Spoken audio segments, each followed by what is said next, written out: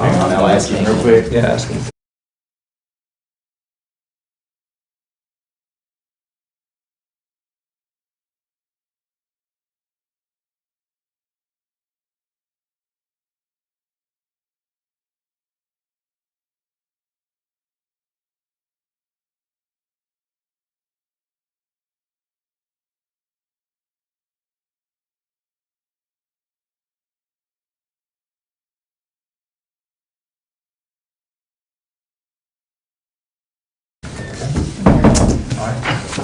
Good evening, everyone. It's 5 o'clock, February 28th, 2023. It's time once again for our monthly meeting of the Board of Directors for the Glasgow Electric Plant Board. At this time, I'll call the meeting to order.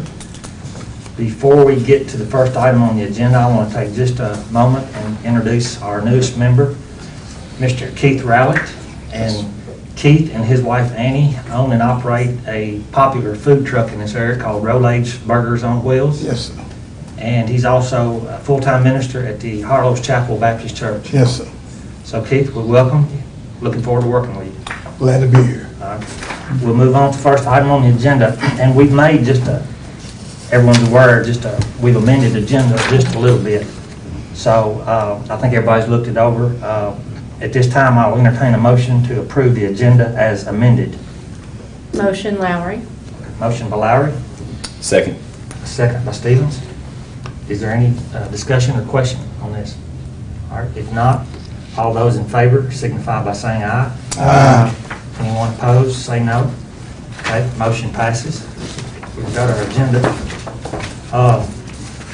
Next item, number 2, we'll consider approving the minutes of the previous month's business meeting. Did anybody see any discrepancies or notice anything that wasn't accurate? Melissa does those, and she's usually very accurate with them. I think Amy used to do them, and she was accurate as well, but very seldom do we find any mistakes. So at this time, I'll entertain a motion to approve the minutes as presented. Motion made. Okay, I have a motion by Oliver. Second. Have a second by Stevens. Any questions? If not, all those in favor signify by saying aye. Aye. Anyone opposed, say no. Motion passes. Number 3, we'll consider ratifying the actions of the programming committee. And Dave, do you want to talk about this just a little bit? Yeah, so we probably talked about it maybe at the last meeting, but for everyone's benefit, because we actually have 2 board members that their first meeting was last month, and we have a new board member again tonight. So we have a programming committee, and with that committee, the purpose of it really is to talk about cable programming and some broadband stuff as well in a forum that has a good cross-representation of the city of Glasgow. And so in there we talk in detail about programming, channels to add, channels to eliminate potentially, and so on. And instead of having those conversations at this board, the programming committee takes care of those sorts of things, and then they make recommendations, and it's still up to the full board to approve what the committee has suggested. So we had a meeting in February, and the actions that the programming committee took and recommends for the board to approve are accepting a contract renewal for A&E Networks, and that includes A&E, the History Channel, Lifetime, the LMN Network, the FYI Network, the LRW Network, Viceland, Military History, and Crime and Investigation channels. The new agreement is through 2027, and it is approximately a 3 to 5% increase per year, but we're talking less than 10 cents for the entire package of increases each year. So it's a cheap set of channels. So, and the program committee again recommends that we adopt the network or adopt a new contract. Then the other action that they took was a pre-commitment module for Turner Networks, which really means that we're going to be part of NCTC's negotiation in the Turner for the next contract. So NCTC is a nationwide organization that negotiates cable rates on behalf of companies like the city of Glasgow with a smaller sub-count. So a lot of municipals, a lot of rural cable systems are part of NCTC, and they negotiate with the networks on behalf of us, and then we adopt, those contracts. We still have a contract separately, but it's a negotiated rate through NCTC. So what we're basically saying in item B is that we're committing to continuing with the Turner networks, assuming that the contract negotiations are favorable. Doesn't necessarily mean that we have to sign a new contract, but we're saying that yes, we're part of it. Then the other item that was done is we voted to carry the Cave City Chamber auction on the EPA Channel 6. This is an auction that Cave City Chamber hosts every year, and it's a fundraiser. And by hosting it on our channel, people can watch and then they can bid remotely and help raise more money that way. And then the last item is that the program committee voted to work with a couple of local sports personalities to produce a new local sports show called Tell Me About It. And what it really is, again, the Barron County, talking with a lot of the coaches and other people that are involved in sports in Barron County. It's going to be, the first episode is actually an hour, but then it's going to be pretty much half-hour episodes after that. First is like 7 coaches. Is there a host for? Yeah, there's 2 hosts, and I apologize for not knowing who the. It's, I'm sorry, I'll just jump in. Go ahead. It's James Brown from 104 The Score and Trevent Hayes, who has, I think, Kentucky Sports TV. His name is. That's him, right there. Yes, that's it, yeah. So they co-host it. People that grew up in Glasgow know those names. And so, anyway. So, yeah, those were the actions taken by the program committee and recommended for approval by the board. Any questions before? The NCTC, do they negotiate any other contracts? Yeah, they negotiate all of our cable programming, other than the local networks coming out of Bowling Green that we have, but they're negotiating all of the pricing. Yeah, that's an interesting and frustrating topic. It seems like the programmers are forcing the whole thing to go to streaming,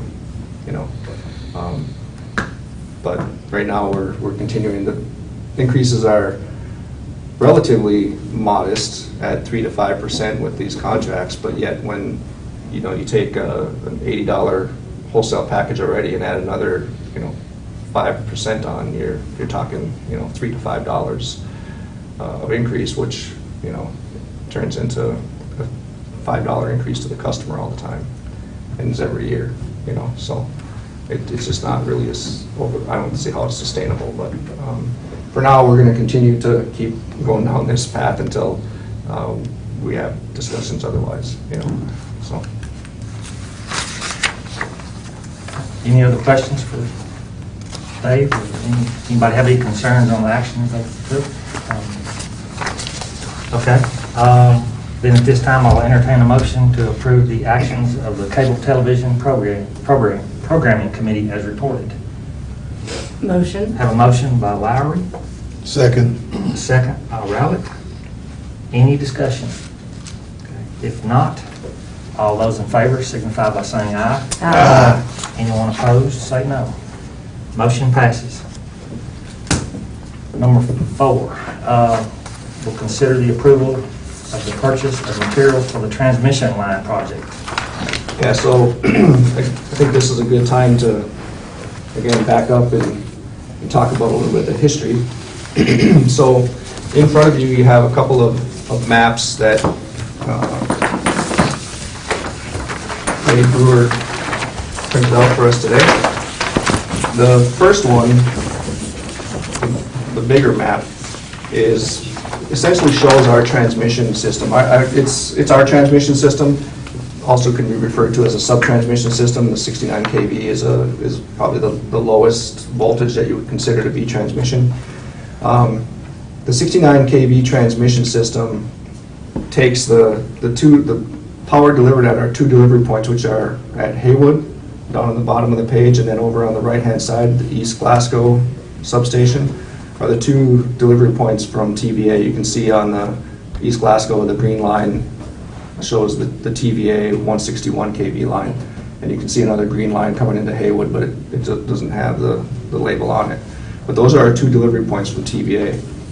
The 69 kV transmission system that we own as this Glasgow EPB is the black line connecting our other 6 distribution substations. We've got Cleveland, Front, Lexington, Industrial, Dana, and Donnelly substations, and those are the names that we've given them. Of course, Donnelly is a name that's no longer here in town, and neither is Dana, but those are still the names of those substations. And just a brief aside, across the country, you'll find utilities with substation names that only people that have been with the utility for a long time know what they really are referring to, because a lot of times they're named after a company like Donnelly that is no longer here. But anyway, so what we did in the late fall of 2021 was we had a bond issue that was for several projects, and one of those was to upgrade this transmission system. It's important to maintain the poles and the insulators so that the network is reliable. And the other map that you have with the red dots on it is a breakdown of different sections of this big map. And the red dots are locations where these poles are that we're going to replace, and insulators, all the hardware associated with the pole. And the number inside is the number of poles in that location. So if you see near the top there's the number 3 inside the red dot. There's 3 poles basically in that vicinity that we're going to replace. So it's this map is a little bit more detailed on where the poles are. So again, what we bonded money back in 2021 to do these types of projects. Then we had to do the engineering, and then we went out for bids on the materials. And the result of what's in the packet and what we're going to vote on tonight is the bid that we recommend. So what we did is we went out to several bidders. Some of them bid on the entire package, some bid on just pieces of it. So we had to consolidate and look at the best price for each item that we in the material list. And if you look at that bid tally sheet, let's see, it's board packet item 4, it's the first page. There's a bid tally sheet in there. We've got $5,126.30 from Power Supply Company, $15,063.10 from Stuart Irby, and from Cape Electric we had $232,469.50 were the totals of the lowest bids for these items. So the total package that for materials for again these poles on the map is $252,658.90. And so what we're looking for is staff recommends approving going ahead and ordering these materials for this project. So I'll leave it at that. So that's the ask is the 252,658.90. What the next phase of the next piece of that then is when we go out and get purchase orders and get the lead times on all the materials, we'll then take that information and we'll put a bid package together for the labor side, and we'll target the date, say a month past the longest lead time of us as a start date. So there'll be another piece to this that we'll come back to the board with, and that's going to be the letting out the bid for the labor side. So this is just the material. Are these wood or metal? They're going to be metal. Yeah, a lot of them are replacing wood poles, but we're going to replace them with ductile iron? Ductile iron. Yeah, ductile iron. So, which will be a longer life as well.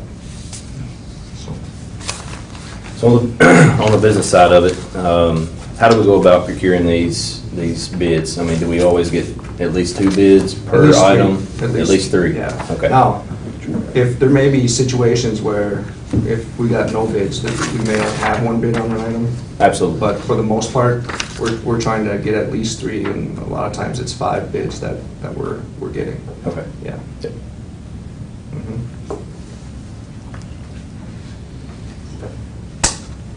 And it's really amazing when you see the disparity in prices that we get on the same item. Yeah. You know, Yeah. when you look at it on a percentage basis, it's pretty amazing. So it's always important to go out for the bids for sure. Yep. So, Okay, is there any other questions for Dave? Okay.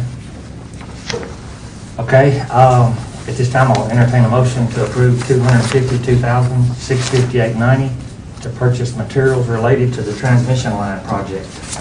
Motion made. Okay, I have a motion by Oliver, Second? second by Stevens. Is there any other discussion or questions? If not, all those in favor signify by saying aye. Aye. Anyone opposed, say no. Motion passes. On to number 5.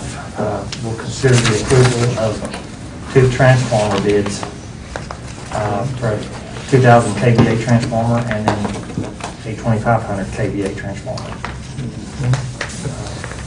So Dave, you want- yeah. So these are, right now what we've done is we've gone to the refurbished market for a lot of these larger transformers. They come with a 5-year warranty, and they're probably 60 to 70% of the cost of new, and they're more readily available as far as a shorter lead time. And so what we're looking at here are a 2,500 kVA transformer. This is actually a replacement of the transformer that came out of the hospital when we had the issue there about a year ago. The transformer, right now the hospital is all set, but this is to replenish the stock. So we have, we took one out of stock and had to put it out there. So this is to replenish the stock. And also the 2,000 kVA transformer is the same. We had an outage also at transformer failed at 3A Composites, and we had a transformer in stock to replace that one. And both of these transformers are basically to replace our stock, so that if we have other transformer issues, we have them in stock to replace. One of the interesting results of this whole thing is that the 2,000 kVA transformer is actually $51,000, and the 2,500 is $39,000. And logic would tell you that the 25 kVA should be more expensive, and that would be correct. But it's just it's a supply and demand thing. It's one of those situations where Emerald Transformer had a unit there that was ready to go, and this was the price that they had on it. To actually take our transformer and refurbish the one that we were going to send them, the quote was $58,000. So we took the one that they had all ready to go. Quite We the asked them if they- discrepancy here. Yeah. That one, Yeah. yeah, Amazing. that one is, I was gonna say, do we ask them if they had any more sitting around? the range on this one Yeah. is Yeah. quite remarkable. It is, Yeah. yeah. So that's one of those deals where you can't use a 2 or a 2,500 in place of the 2. You can, yeah. In fact, most of the transformers we need are really only 1,500. We have a few places where we need a 2,000 or 2,500. These 2 transformers will solve a lot of issues, Okay. Like if we have a 1,500 bale, we can put this one in there. You can't really do that the other way around, If you need a 2,500, you can't replace it with a 15, obviously. So these are as big as we really would need, and they'll cover a lot of things out there, a lot of issues, so. I appreciate your due diligence of getting so many different bids. Yeah, that's, Aaron Reese is our warehouse and purchasing manager, and he does a great Yeah. job. He's very diligent with all of that. So I think that's all I have to really say about these. bids. Okay, if there's no other questions, we'll do them separately. I'll entertain a motion to approve $51,573.70 to purchase a refurbished 2,000 kVA transformer from Brownstown Electric Supply. Do I have a motion on that? Motion, Lowry. Motion by Lowry. Second. Second by Rowlett. If there's no discussion, all those in favor signify by saying aye. Aye. Anyone opposed, say no. Motion passes on A. We'll move on to the next one. I'll entertain a motion to approve $39,875.84 to purchase a refurbished 2,500 kVA transformer from FT LLC, doing business as Emerald Transformer. So moved. They have a motion, Second. and have a motion by Stevens and a second by Oliver. If there's no discussion, all those in favor signify by saying aye. Aye. Anyone opposed, say no. Okay, motion passes. Thanks, everybody. Got our transformers, get them ordered. Number 6 is the superintendent's report. So Dave, you want to Yep. talk a little bit about that? Yes, the first item, and again, for the new board members, every month we get a new fuel cost adjustment from TVA, and they implemented this several years ago so that they weren't having to, bury the cost of the fuel really inside the overall wholesale rate. They broke out the fuel cost, and it's a variable rate each month, and that gets passed directly through to the customer. It's a good way of doing it, but it also means that the rates have a little bit more volatility to them at the customer level. So every month we go through and just let the board know what the fuel cost adjustment is for the next month coming up. And this month it's going to be, or for March, it's going to be 2.641 cents per kilowatt hour, and that's a decrease from the February rate, which was 3.364 cents a kilowatt hour. Now in February, that was the cost in the February fuel cost adjustment was from the December issues that we had. We had rolling blackouts in the city. It was huge expense on TVA's side with having to bring as much generation as they could on, and all no matter if it was inefficient or not, it was coming online. Purchasing inefficient or high cost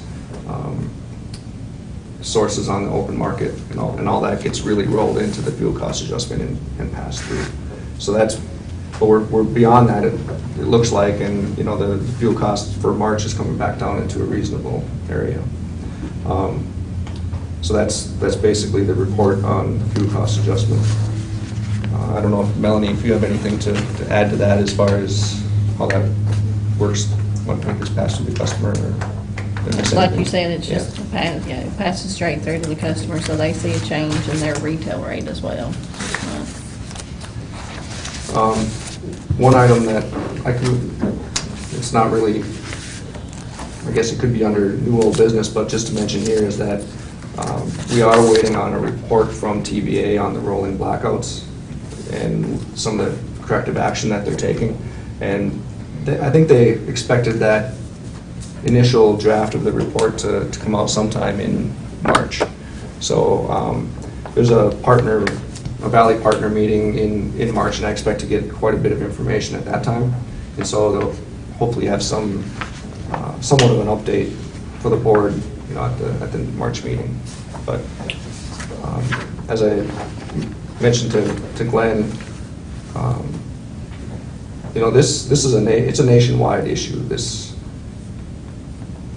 generation coming offline and then electrifying the network with electric vehicles, and even a lot of manufacturers are moving. If there's an electric forklift, like a propane forklift or other fuel, they're moving those to electric, which makes sense inside a manufacturing facility. It makes sense to have an electric forklift. But you're seeing a lot of electrification going on, trying to get away from fossil fuels. Now, ironically, of course, we need fossil fuels to fire the electrical network. So, but as a nation, we're going to be grappling with this issue. It's going to be a tough transition at times. It's not unique to the TVA territory. You know, I think some people think that because TVA is a federal agency that they might be trying to go about it faster. I don't believe that. Coming from the investor-owned world, you know, there was throughout Michigan and Wisconsin, there's coal plants being shuttered everywhere. It's not just happening in the valley, and it's going to become an issue. It's going to become an issue. I hope that, you know, I think we'll slow down a lot of stuff, but it's really hard for them to actually build new coal plants or even extend the life of coal plants because the investment you're making is a 20 or 30-year investment. And if, you know, the powers that be are saying we want to get rid of these in 5 to 10 years, you know, that's just not an investment anyone wants to make, including TVA, who's a, you know, federal agency. So, you know, more to come on the whole thing, but I think everyone is starting to be aware that there's going to have to be a lot of work done in this area. But with that, you're seeing higher fuel costs as low-cost coal plants come offline. We're also starting to see increase in kilowatt-hour sales throughout the valley. So you have these two things happening. You have, you know, generation coming offline. You have higher sales, and it's going to drive the fuel cost up. So anyway, any questions or comments on that? We can talk about it as much as the board would like to, actually. I don't want to speed past it if there's any questions now, or we'll dive into it deeper, I think, maybe in March or April, too. So, okay.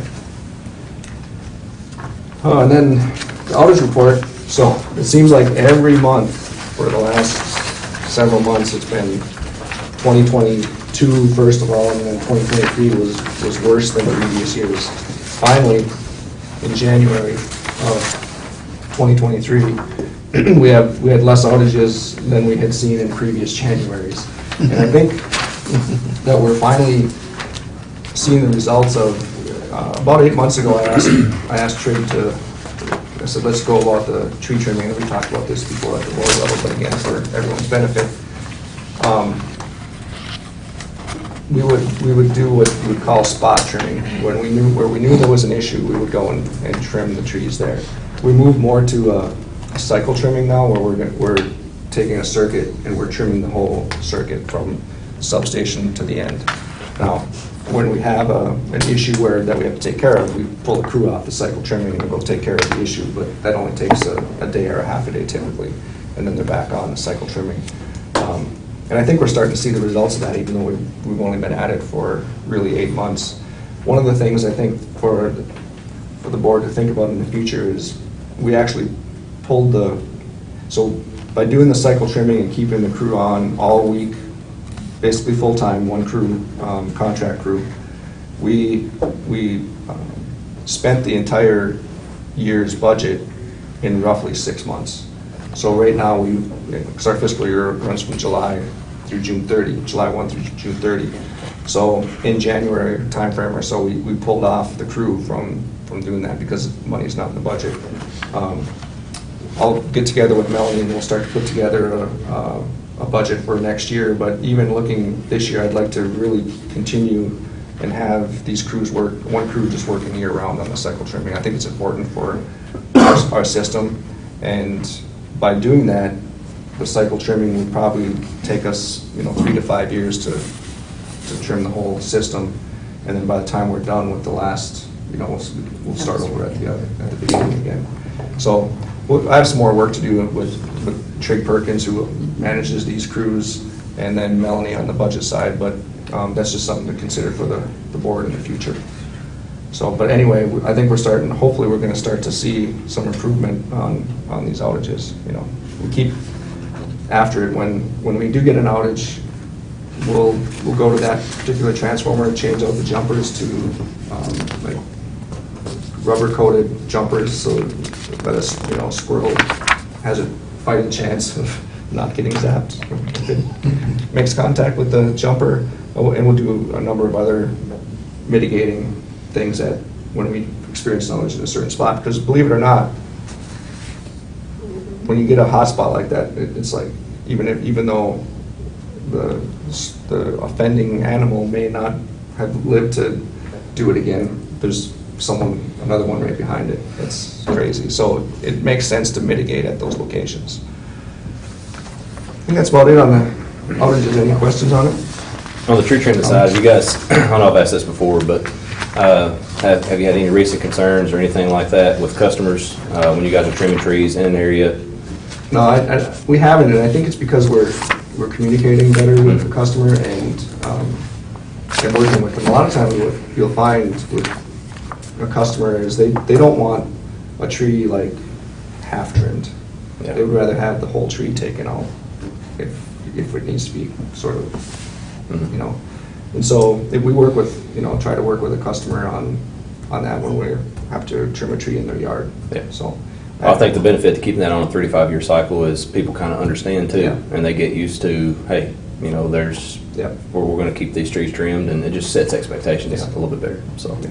yep. And plus, I think y'all came behind my house on Forster and cleaned up all down behind where some lions ran, the trees was laying Yeah. over. Okay. Mhm. And, cause we was having a little problem out it occasionally, but we ain't had no problem since then. Yeah. Yeah. And that is the goal, is to maintain that right of way so that, Yeah. yesterday was really windy. Yeah. And we had a couple of outages, as you know, one affected, but not nearly as many as I would have thought. So Yeah. wind causes trees to blow into the line, and if you're trimmed back far enough, it doesn't affect it. So I think we're seeing some improvement there. Let's see, the next item is the customer service remodel project, and again, I would encourage everyone after the meeting is over just to go and take a look at the progress. We expect to be the project to be done and ready by May 1st, I would say, sometime in April. It's looks very close, but the details are always take a while. We have to get all the wiring and computers set up and everything like that. But I think somewhere in April, we'll be getting resettled in the customer service lobby. It's going good. It's on schedule.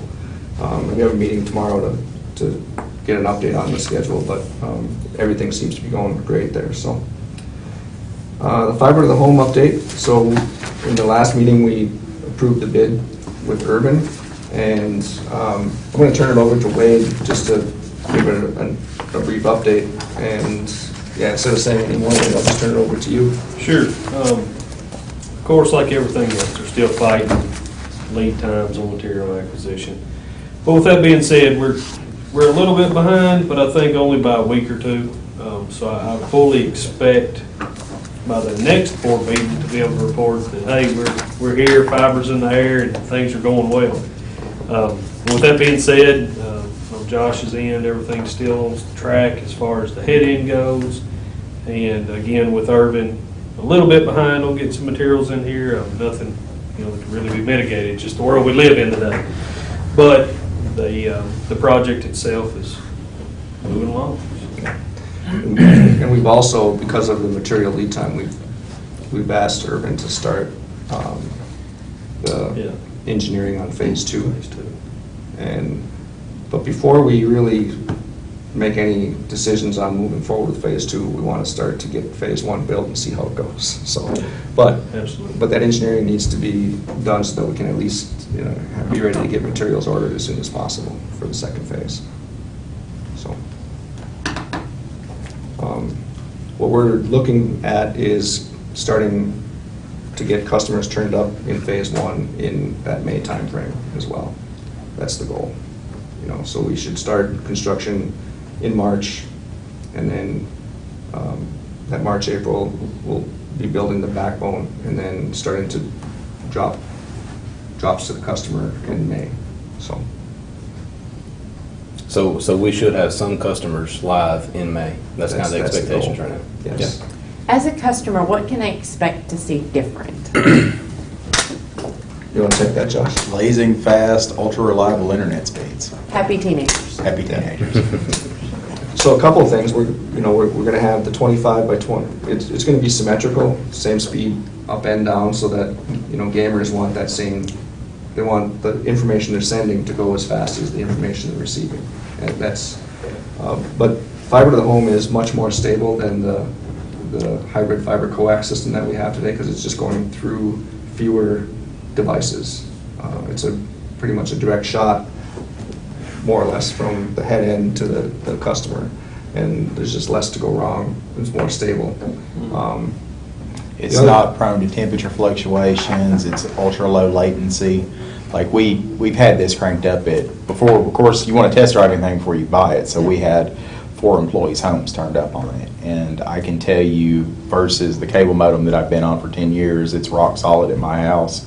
But the latency on this is ridiculous, which when you're doing Zoom calls, you're doing uploads, people that are working from home, it seems like about 20% of our community these days is actually working for call centers, everything from Apple to Best Buy and stuff like that. So they're going to love this. It's low latency, low jitter.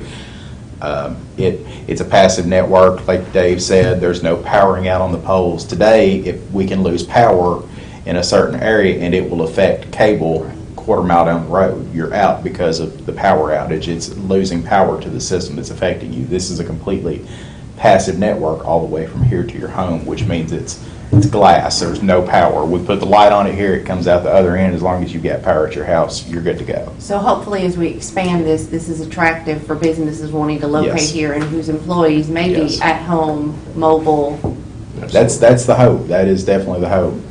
We live here, work for somebody in Yeah. Louisville, Nashville. And lots of places, so of course, when COVID hit, one thing, pretty much what has driven this for you guys that weren't here when we made this decision, when COVID hit, we learned a lot about our system and learned a lot about what people are going to be needing going forward. And when everyone got sent to work from home, we basically doubled the capacity on the broadband system. Everybody was working from home and trying to do all this stuff, and we started to run into issues. We managed to keep it running, but at that point, a lot of people didn't go back to work. They didn't go back on site, back to the office, because businesses remotely figured, hey, it's cheaper for me to pay you to sit at home. In a lot of cases, a lot more productive. So we're trying to get ahead of the game. I mean, the stuff, the telehealth stuff, I mean, TJ's got a lot of people that are working from home doing data entry today. We're just, education. I mean, imagine if we kept students going, but there were some issues with the Zoom stuff. I mean, lots of that issues were out of our control. They were up in the cloud, but we've all learned how much broadband has gone from being, internet service has gone from being something that used to be just, hey, I'm going to get on the internet, to now it's more important to a lot of people than power. It is their communication. It is their livelihood. So that's the goal of this. We're trying to make something that doesn't break. It just sits there and runs, and you never talk to us. We're like the Maytag repairman. So that's a good summary, but I'll also add, what are the speed differences that we can? All the speed differences. So we are going to be offering the legacy packages. Out of the gate, we're going to be offering a gig symmetric service, which is 1 gigabit per second up, 1 gigabit per second now. It is 10 times faster than what our current max download speed is right now, and it is 50 times faster than what our current upload speed is now. So you will have a gigabit per second up, gigabit per second down. We are going to be going faster than that. Just stay tuned. So how does that translate into streaming? Like when we're looking into cable, and a lot of the companies that are negotiating now, they're looking at pushing towards streaming and all that good stuff. So how does this translate over into streaming? How well does that run?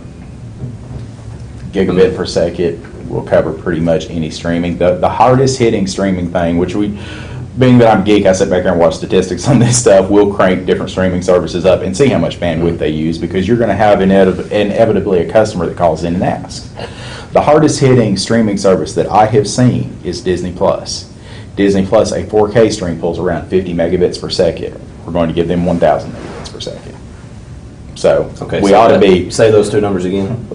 Disney Plus 4K, like the highest you can get right now, is 50 megabits per second for a single stream on just the hardest hitting thing that I have seen.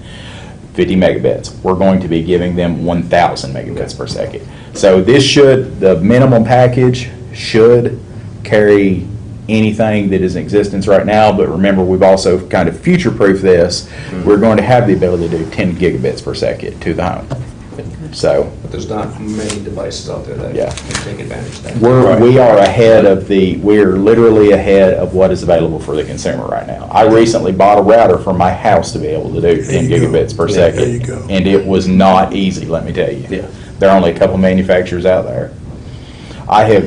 We're going to be offering an advanced Wi-Fi product with this called a GigaSpire. That is, basically, it's got the option to do like a whole home Wi-Fi type mesh system. If you guys have seen mesh, it's got a little satellite system that sets out and it can blanket a whole house.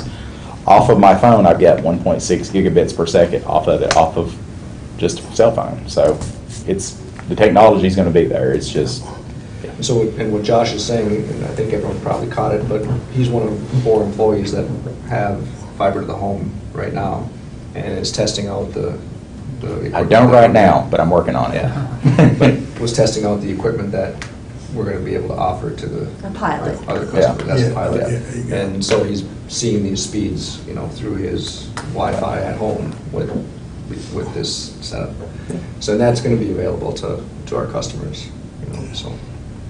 And if any of y'all want to see it, I've got it set up on the bench back of the back. Holler at me sometime. Y'all can come up here and take a look at it. We've got, we originally had a demo system. We have turned our system back up that is going to be live for customers. I got it running last week, and I'm working on writing a system integration tied to our billing system and everything. But I've got it setting back there so y'all can see what it's going to look like if you want to. It's pretty cool. So that's the end of the superintendent reports, but any questions on that topic or anything else? Thank you. Yeah.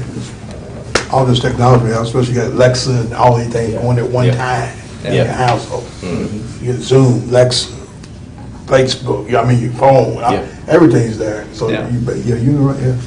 I like, my son already like it. Does he play Xbox? They plays everything. Yeah. They got 3 Xboxes in one house. You're gonna need it. You need it when you download games. I bet you it puts some pain in your house. They got 3 of them, so.